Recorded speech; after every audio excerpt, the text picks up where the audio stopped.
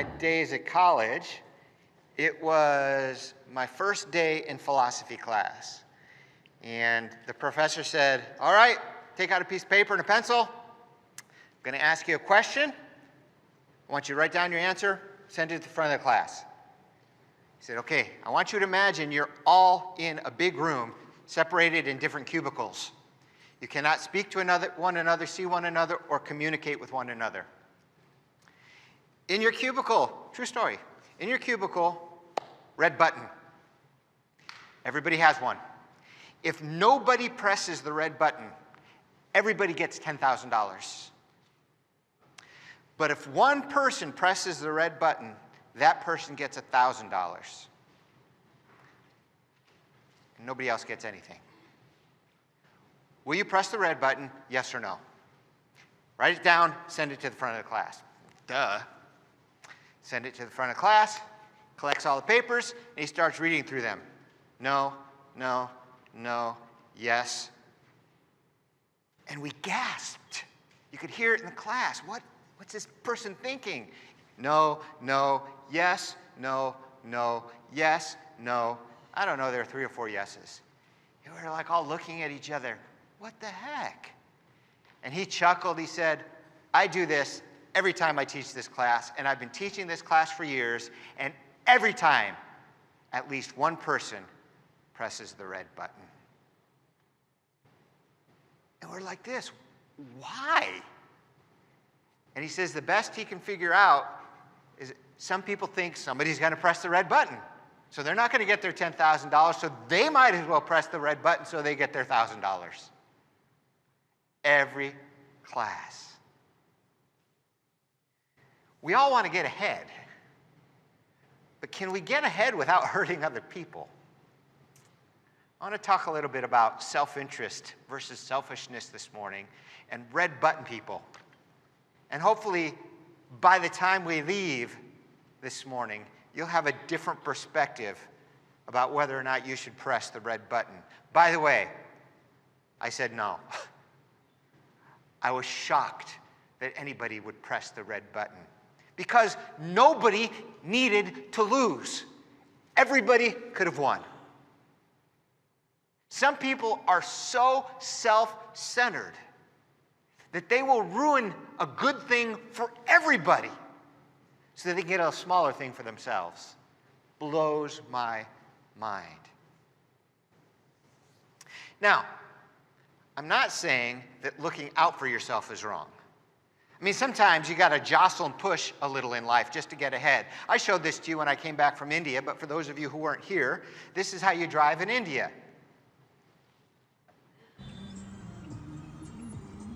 New York is like that. I mean, can you imagine driving and being polite? You might as well just park your car. You will never get anywhere. So you have to kind of inch forward, and literally, look at the guy on the motorcycle. Trying to get his little way in there without getting smashed. People walking through, it's crazy. Look at the cars just move a couple of inches. Oh, look at that. Those motorcycles almost crashed, and they're still going. Look, what was there, an inch between each other there?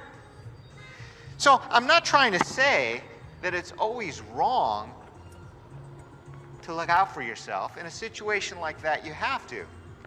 The other day, I was in the line at Costco. I was in the line to get a hot dog.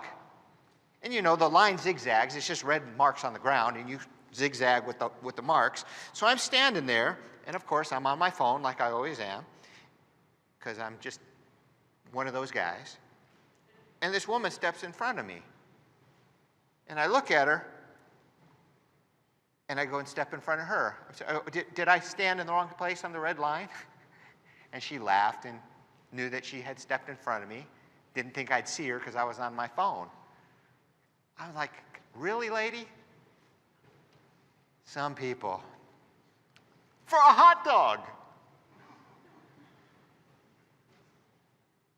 There's a big difference between self-interest and stepping on other people. I saw this video. I tried to find it for you. I couldn't find it. It's a guy, and I think it was his girlfriend, on a little dock, a little pier. and something jumps up out of the water. The guy turns around and runs, petrified, knocks his girl into the water, and he is gone like the wind. So whatever creature was going to eat and devour him, he just gave up his girlfriend to it without a blink. Knocked her right into the water. I'm like, wow, talk about chivalry being dead. He was a red button kind of guy. That's what I'm saying. The lady who stepped in front of me at Costco, red button kind of lady. Can you imagine knocking somebody into the water so you can get away? I don't know, man. It's bad enough hurting others to escape harm yourself, like that guy did. It's bad enough. That's bad. But can you imagine killing somebody so you can get a cheap TV? Black Friday, Walmart, temporary employee, just there because of the rush. Somebody gave him the keys and said, when we open the door. When that time is, whatever, I don't know what the time was. He opens the door, they mob in and trample him to death. He died. Why? Why did he die? People escaping the zombie hordes? No, so they could get a cheap TV. And what happened to the people that ran over him? More people ran over him, and more people ran over him till he died. Unbelievable. Red button shoppers. Maybe you remember back in the day, Kmart, they had the blue light special. Apparently that was the red button special. Now compare that with this story you've no doubt heard of, the Titanic. This ship is sinking in icy waters. Even if you're an excellent swimmer, you'll die because the water's so cold. Not enough room on the lifeboats for everybody. So some people gave up their seats to other people. They voluntarily died so that other people might live, including a group of Christians, I might add. They said, we know where we're going when we die. Let's give up our seats to those people who don't have a ticket to heaven yet. Yes, true story. Walmart, trample a man to death to get a deal on a TV. Titanic, allow yourself to die so that others might live. Red button people, decent people. True stories.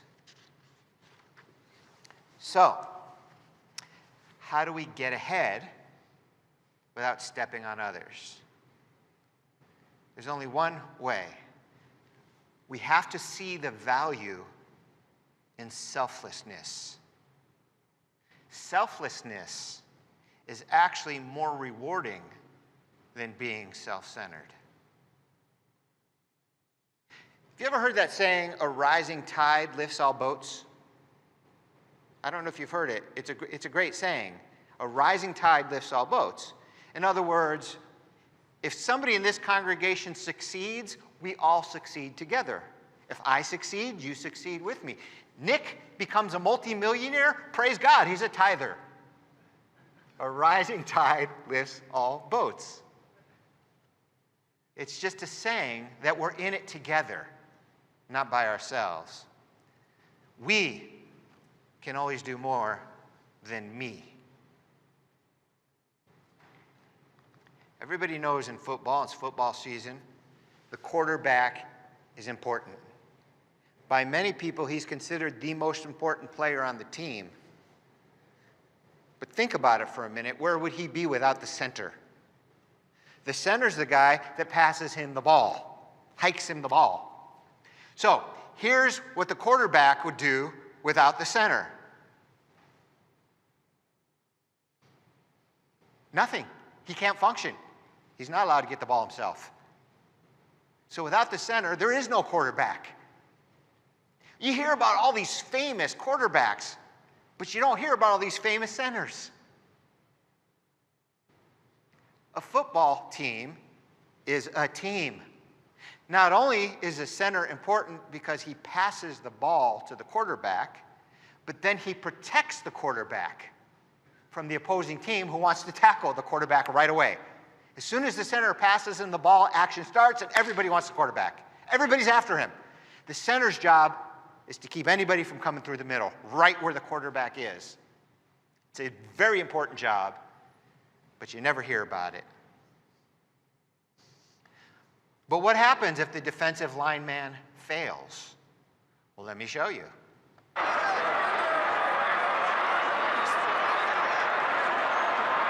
spread the defense there, didn't they? All right, quarterback's got the ball. Defenders, where are the defenders? And touchdown. Wide open hole. Guys failed in their defense, left a hole, quarterback snuck right in, scored. But you never hear about famous defensive linemen. They're just as important as the quarterback. We is stronger than me. We need each other. Leadership guru John Maxwell. You've heard me quote him several times because I love the quote, teamwork makes the dream work. I've adopted it. I use it all the time. The importance of teamwork for success cannot be overstated. So when I was looking up some examples of teamwork, I read an article by a Navy SEAL. Now, maybe if you've never been in the military or paramilitary organization, you don't understand that they are team-oriented. It doesn't matter if one guy in your squad wins. The squad needs to win. The battalion needs to win. You got to win the war, not one guy doing great and getting a medal. It's not all about getting the medal. And I remember when I was in the police academy, them trying to instill the importance of teamwork. For example, they'd have us run somewhere up a hill made out of loose dirt and get yelled at if we left anybody behind. So we were learning, it's not about me getting to the top of the hill, it's about us getting to the top of the hill. Some of the guys were really fit and they could sprint right up that hill. I was one of those guys. Some of the guys were a bit overweight, a bit old. They were having a real hard time getting up the hill. I could get up the hill, leave my guys behind. But that wasn't the deal. We all had to get up the hill. So we formed a chain. We took out our batons and we were helping guys get up the hill. We were learning the value of teamwork. So now let me read to you about what the Navy SEAL said. Let me read to you from the article. A Navy SEAL who had successfully completed the training was asked, who makes it through? Probably the hardest training on the planet. A lot of dropouts, a lot of people fail out. How do you get through? Here's what he says. I can't say who makes it, but I can tell you who doesn't make it. The big burly guys, those who think the size of their muscles are an indicator of the size of their strength, none of them make it. The guys covered with tattoos who have them there to show everyone how tough they are, none of them make it. The college star athletes, the preening leaders who like to delegate everything but don't get into the mud themselves, none of them make it. Some of the guys who may look scrawny. Some of the guys who make it look scrawny. Some shiver out of fear. But every single one of them, to a T, when all the chips are down, when they have no strength left, and their minds and bodies are exhausted, every one of them has the capacity to go deep within and find the strength to help the guy next to them. That's who makes it. Those who find the strength to help the guy next to them. That's who makes it. It's teamwork that makes the dream work. We is stronger than me. So I read an article in the Harvard Business Review, and it quotes a senior vice president from Google who's over people operations. His name is Laszlo Block. Here's what he said. Your end goal is what can we do together to problem solve. I've contributed my piece and then I step back. When he says he steps back, he's not trying to imply he quits. The rest of the article explains. What he's saying is he wants everybody to participate. So he does his thing, and then he steps back to let others do their thing. He knows he can't do it all, nor should he try to do it all. He wants to inspire others to do their part. Teamwork makes the dream work. So the article continues by quoting a Catalyst study. It says, in a survey of more than 1,500 workers from Australia, China, Germany, India, Mexico, and the United States, poor countries, wealthy countries, developing countries, third world, Western countries, Eastern countries, we found that when employees observed altruistic or selfless behavior in their managers, they were more likely to report feeling included in their work teams. This was true for both women and men. Employees who perceived altruistic behavior from their managers also reported being more innovative, suggesting new product ideas and ways of doing work better. Moreover, they were more likely to report going beyond the call of duty, picking up the slack for an absent colleague, all indirect effects of feeling more included in their work groups. When they felt more included and saw altruistic behavior in their managers, they worked harder for each other and for their boss. So the article goes on and says, intuitively, you think that the leaders are self-serving. After all, isn't that how they got ahead? That the contrary is a fact is a refreshing testament to the goodwill of humanity. Good leaders are the ones who look out for people around them. In fact, this doesn't just apply to leaders. It applies to everyone, regardless of your role at work or at home. Red button leaders get less out of their employees. Red button pressers get instant gratification, but long-term results are worse. So yeah, that guy won $1,000, but he alienated everybody in the room and set himself up for future failure because he was a me rather than we-oriented person. Leadership. John Maxwell, considered the foremost leader. Listen to a bio. I want you to understand who he is. So when I quote him and says, teamwork makes the dream work, yeah, well, who's John Maxwell? Well, he's a former pastor, and he became a leadership expert. Here's from his bio. John Maxwell is a #1 New York Times best-selling author, coach, and speaker who has sold more than 25 million books in 50 languages. In 2014, he was identified as the #1 leader in business by the American Management Association and the most influential leadership expert in the world by Business Leader in Inc. magazine. He has trained more than 5 million leaders. In 2015, he reached the milestone of having trained leaders from every country of the world.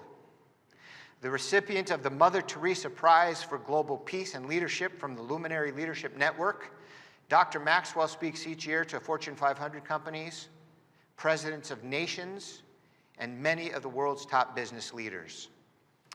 All right, he defines leadership. If we don't want to be red button leaders, and if leaders can inspire people to do more, what exactly is a leader? Here's his definition of leadership. Leadership, I'm quoting him, leadership is influence. Nothing more, nothing less. So to some extent, we're all leaders.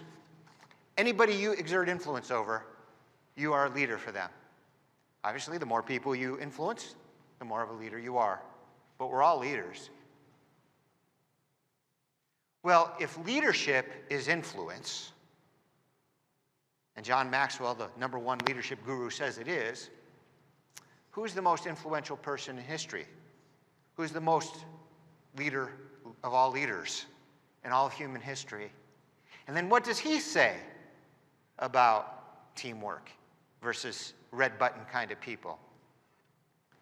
So this leader, the most influential person who's ever lived, 2,000 years since he was born, has 2.2 billion followers still.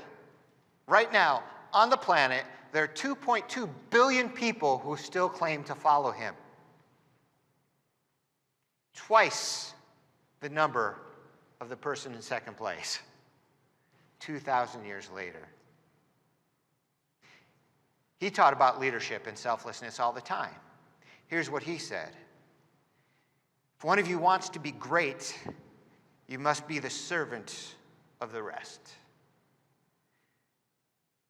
Jesus goes on to say that even he didn't come to be served, but to serve others and to lay down his life a ransom for many. The Son of Man did not come to be served, but to serve. The greatest leader in human history. It's counterintuitive. The greatest leadership trait is selflessness.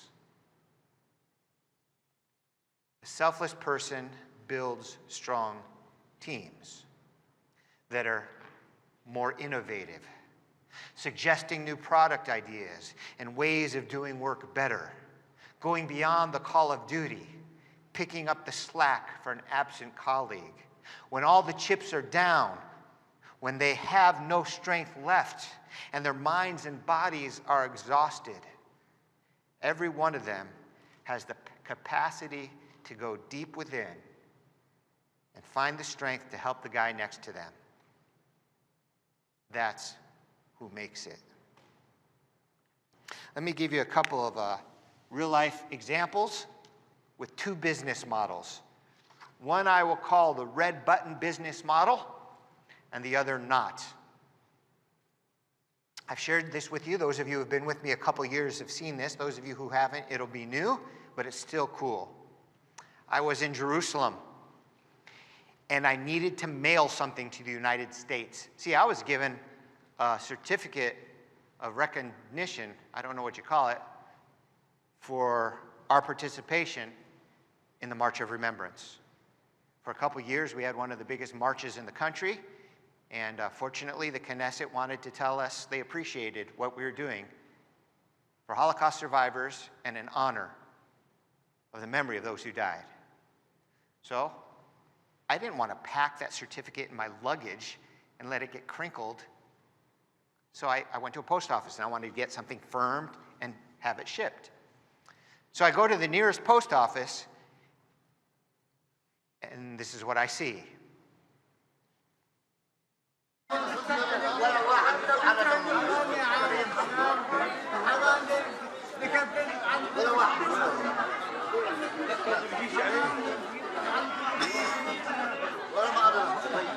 No lines. Jockeying for place.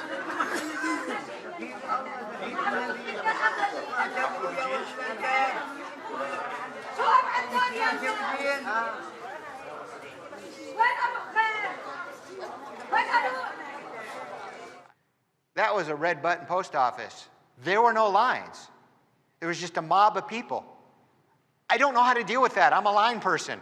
I'm from the West. So I get up behind this guy, figuring, you know, you got to work your way through, kind of like that traffic circle in India. And I've got people horning in on me like those motorcycles were doing. I'm like, how do I deal with this? I just chuckled and I stepped back. I can't deal with this. The only way I'm ever going to get up front is going to be 3 hours, and I'm going to have to take a couple guys out to do it. And I'm not doing it. So I go next door. There's a police station. And I don't know what possessed me to think of this, but I did. And I said, I need another post office. Now, they don't speak English. I don't speak Hebrew. I speak a little Hebrew. They speak a little English. And they're like, there's a post office right next door, looking at me like I'm crazy. I said, I know, that post office is no good. Why? They're all concerned, you know. And I didn't know how to tell them why. I just went, Arabs.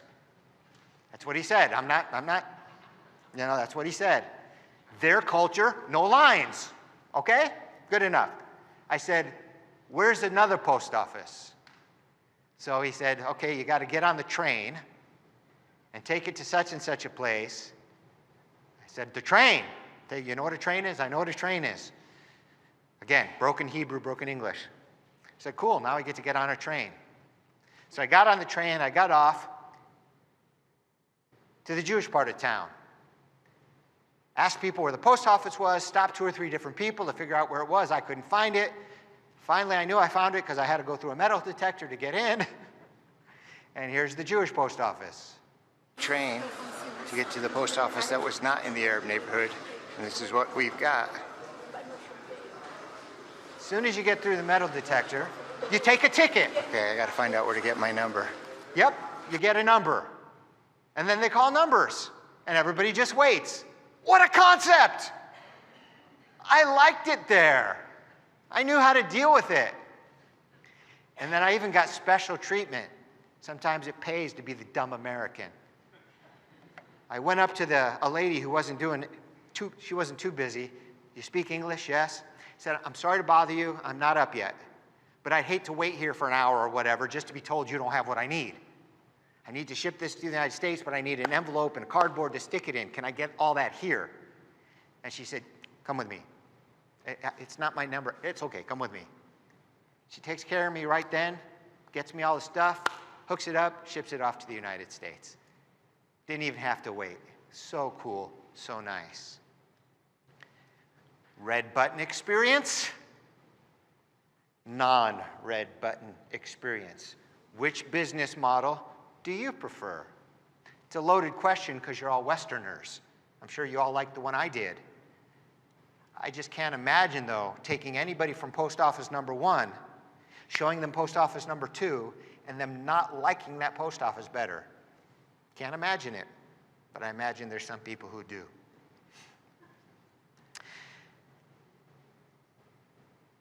Galatians chapter 5. My friends, you are chosen to be free, so don't use your freedom as an excuse to do anything you want. Use it as an opportunity to serve each other with love. All that God's law says can be summed up in the command to love others as much as you love yourself. But if you act like wild animals, hurting and harming each other, then watch out, or you will completely destroy one another. I could almost hear Paul saying, don't press the red button.